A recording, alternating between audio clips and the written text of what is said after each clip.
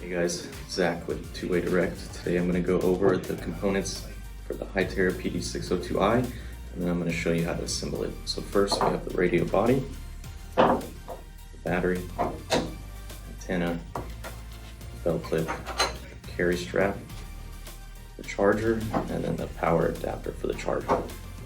So first you're going to insert the battery, you're going to pull up on the latch, lock that in tight, grab the antenna, turn that clockwise until it's fully secure. For the belt clip, you would unscrew the screws and then replace them right back in. Carry strap's gonna fit right through there. You're gonna plug this in, and then with the power adapter, plug that right into the port. And then you're good to go.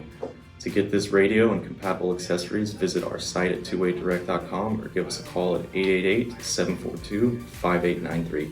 Thanks guys.